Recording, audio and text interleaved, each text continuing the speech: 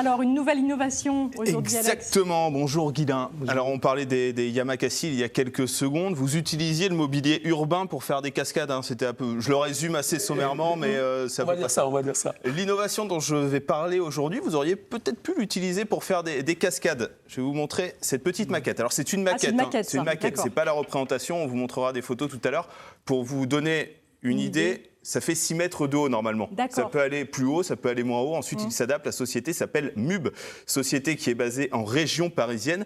Et ils ont trouvé une alternative pour ramener les végétaux en centre-ville. Aujourd'hui, il y a des problématiques en centre-ville, les problématiques d'ancrage au sol, on ne peut pas trop s'étendre, ou alors il y a des problématiques de réseau, le gaz notamment qui peut passer. Donc si on plante un arbre, malheureusement avec les racines, ça va devenir très compliqué. Hop, je passe de l'autre côté. Vous avez vu, c'est de l'art du déplacement. C'est de l'art du déplacement, magnifique. Ils ont trouvé cette solution. Eux, ils le disent clairement. Si on peut mettre un arbre, on met un arbre. C'est vraiment une alternative en centre-ville pour ramener le végétal. Comment ça fonctionne? Ce sont des tubes. Alors, je répète, ça peut faire 6, 8, 10 mètres de haut.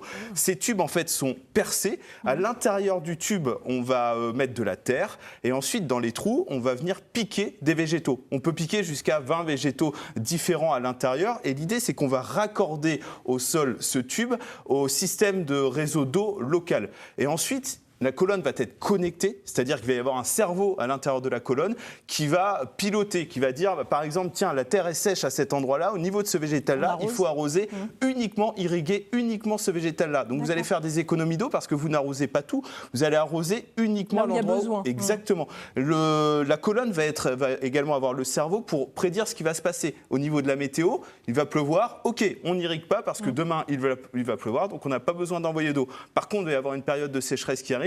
Là, on va en amont irriguer pour qu'il n'y ait pas un souci au niveau de l'irrigation des végétaux. Il y a un chiffre qui est assez impressionnant, c'est que ça va en 6 mois, ça représente la surface foliaire, donc la surface en feuilles, d'un arbre qui a 15 ans. D'accord.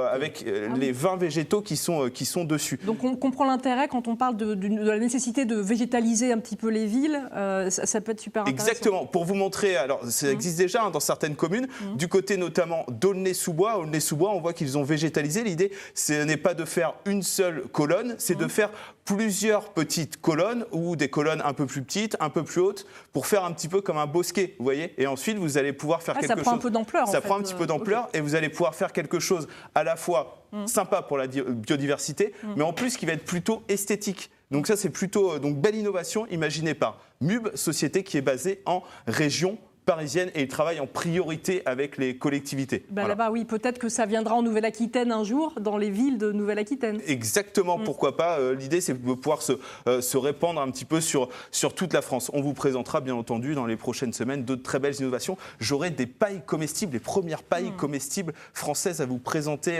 très bientôt. On se garde ça pour la semaine prochaine. Exactement, donc vous êtes formidable. Bon, génial. Merci, Alex. Tu restes avec nous aussi, Alex, parce que tout de suite, on va retrouver, et avec Guilain, on va retrouver Célia et on parle de livres jeunesse. C'est parti.